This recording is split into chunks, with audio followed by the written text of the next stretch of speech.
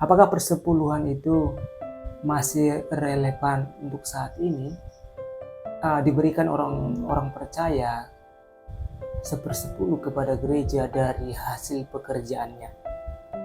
Jadi ada dua tipe orang Kristen. Yang pertama, orang Kristen yang tidak memberikan persepuluhan karena pelit. Lalu yang kedua, ada orang Kristen yang memberikan persepuluhan karena dia tahu firman Tuhan.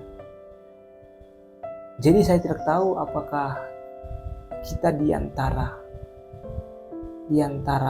yang pertama atau yang kedua.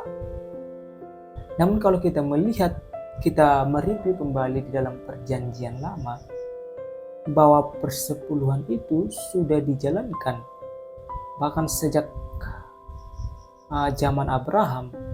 Abraham memberikan kepada Melkisedek 1/10, dan juga Yakub juga memberikan bernajar kepada Tuhan. Dan di zaman Musa juga, bahwa persembahan persepuluhan itu menjadi keharusan yang harus diberikan kepada Tuhan 10%. Karena kita melihat bahwa yang menerima 10% itu adalah dari keturunan Lewi yang bekerja di rumah Tuhan. Jadi supaya kebutuhan mereka tercukupi, maka suku-suku lain memberikan 1/10 dari hasil pekerjaan mereka. Dan di dalam imamat juga kita melihat bahwa persembahan persepuluhan itu adalah milik Tuhan.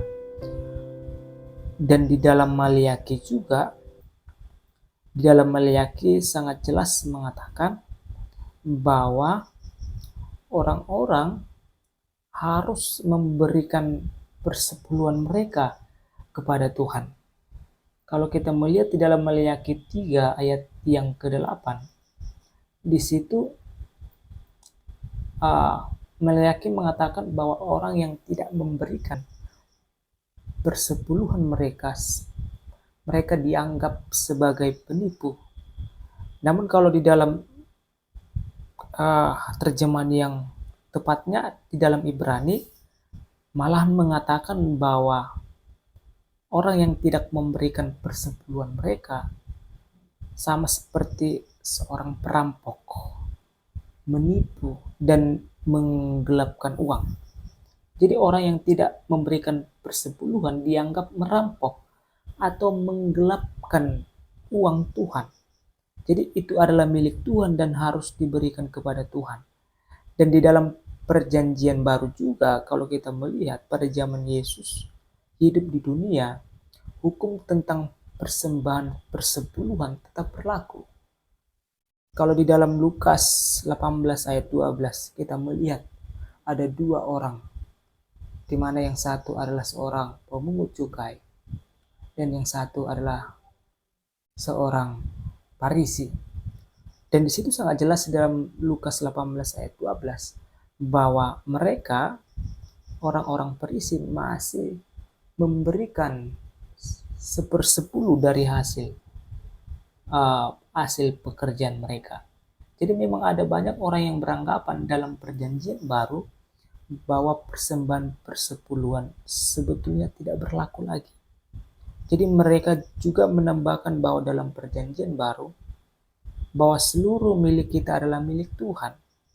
Dan kita harus menggunakannya 100% milik atau penghasilan kita untuk kemuliaan Tuhan.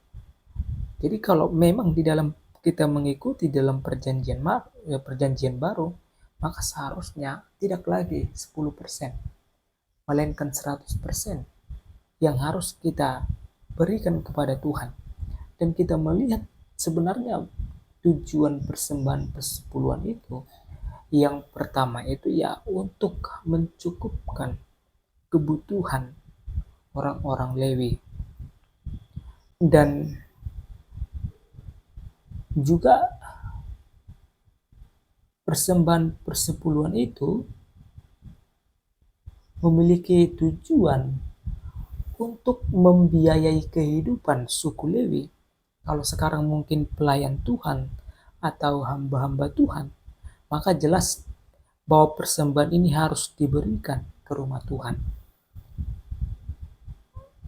Karena hamba-hamba Tuhan, para pelayan Tuhan, melayani Tuhan, dan mereka juga harus hidup dari pelayanan yang mereka lakukan. Jadi persepuluhan itu di dalam perjanjian baru sangat relevan.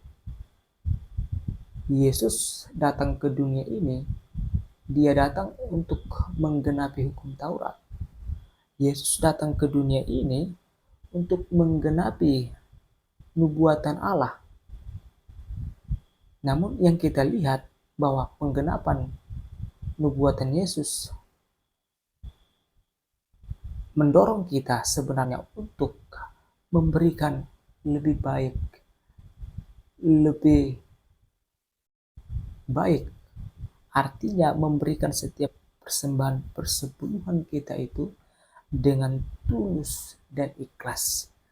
Sehingga Rasul Paulus mengatakan bahwa ketika kita memberikan kepada Tuhan, maka kita harus memberikannya dengan tulus dan ikhlas, tanpa ada paksaan, tanpa dipaksa. Artinya Paulus ingin menawarkan, memberikan bahwa orang-orang percaya, orang-orang Kristen harus memberikan persepuluhan mereka kepada Tuhan dengan tulus dan ikhlas, bukan dengan paksaan. Jadi ketika memberikan persepuluhan, maka kita harus melihat kebaikan Tuhan. Tuhan memberkati setiap pekerjaan kita, supaya kita juga mau memberikan persepuluhan kepada Tuhan. Namun ada banyak orang Kristen yang mengatakan, yang merasa rugi dan nanti kebutuhan saya kurang dan lain sebagainya. Dan orang-orang seperti inilah, jika mereka mengatakan hal demikian, maka mereka akan terus berkekurangan. Jadi 10% menjadi angka yang Tuhan lakukan bagi kita, angka yang sangat kecil yang harus kita dengan setia memberikannya kepada Tuhan, sehingga orang-orang yang memberikannya kepada Tuhan, memberikan persepuluhannya kepada Tuhan, maka berkat Tuhan akan tercurah. Maka Tuhan akan memberkati setiap pekerjaan kita, dan yang lebih penting bahwa Tuhan memberkati kerohanian kita.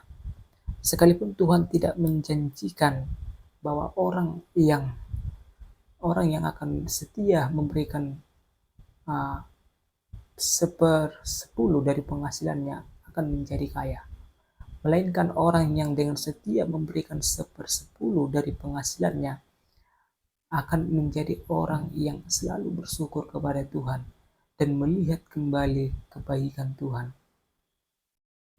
Melihat kembali kebaikan Tuhan karena orang tersebut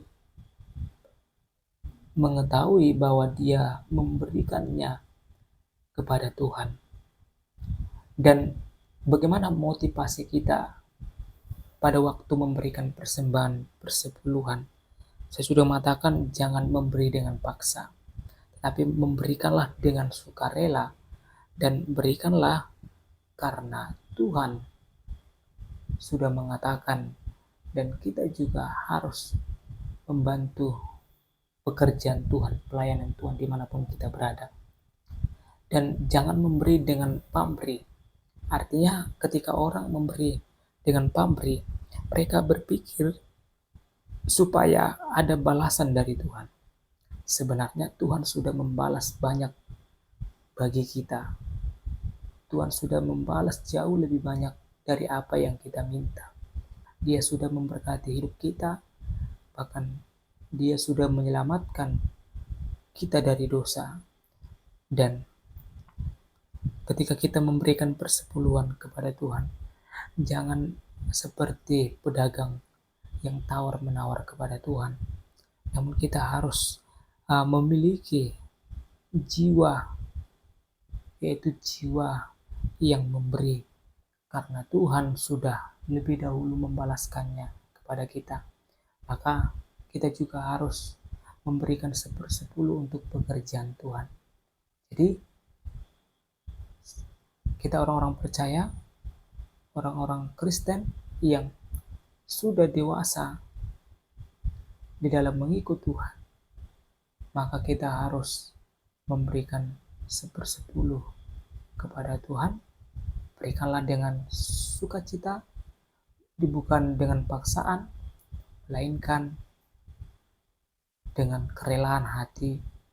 Dan kita memberi bukan supaya untuk dibalas Tuhan, karena Tuhan sudah membalaskan jauh lebih banyak daripada apa yang kita minta. Sekian dan terima kasih. Shalom.